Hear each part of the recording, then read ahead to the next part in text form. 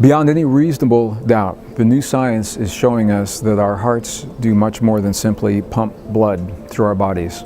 We can build a machine to do that. An artificial heart will pump the blood.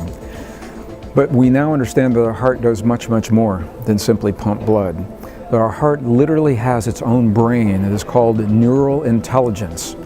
And it is the heart intelligence that our ancestors understood that gives new meaning to the role of the human heart in our lives today.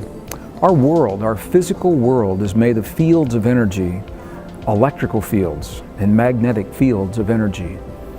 I remember as a scientist understanding the role of electrical and magnetic fields in our bodies and our world and thinking, if we were ever going to interact with our bodies, if we want to heal our bodies, we want to create peace in our families or our communities, we must speak to the fields that connect all things. We must find a meaningful language, a non-verbal language that communicates with the stuff that this world is made of.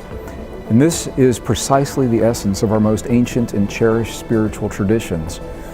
It is called the great secret of our past. It's the secret of the traditions that are taught in the monasteries of the mountains of Tibet, little villages in the Andes Mountains of Bolivia and Peru, all through the American desert Southwest and North America, and many of the ancient Asian traditions, as different as they are from one another.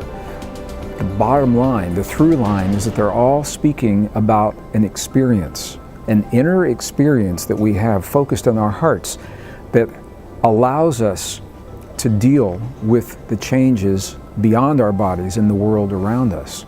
What our own science now is showing us is that while our brain is certainly important, and when I was in school, my textbook taught me that the brain is where the action is, that the brain is the master organ in the body.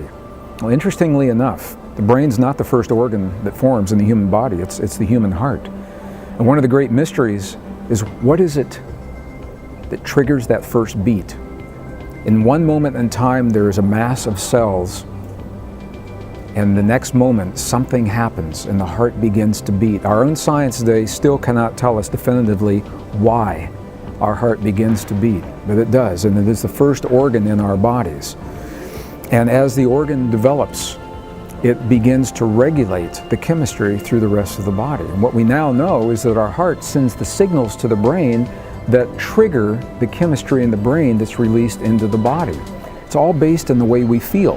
The electrical signal, the electrical signal between the heart and the brain is the key to understanding this relationship.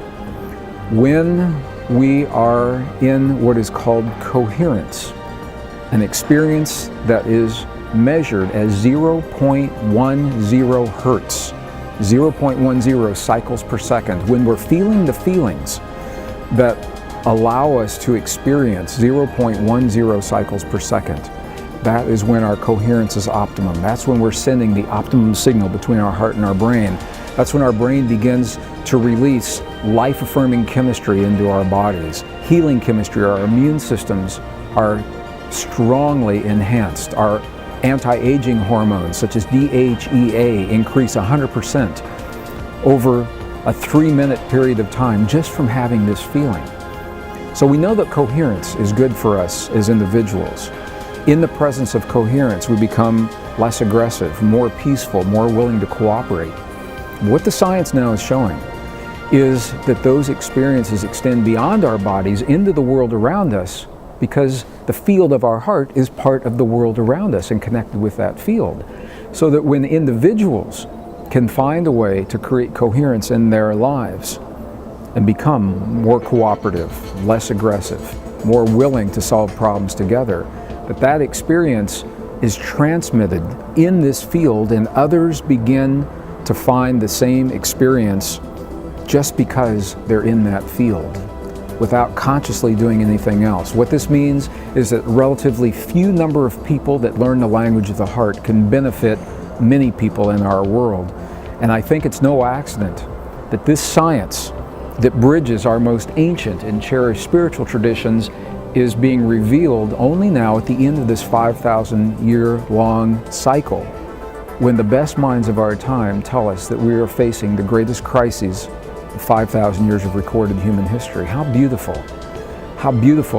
that as we face the crises that threaten our existence, we also remember the language of the human heart that heals the separation that's led to the crises. I think it's no accident that both are happening right now.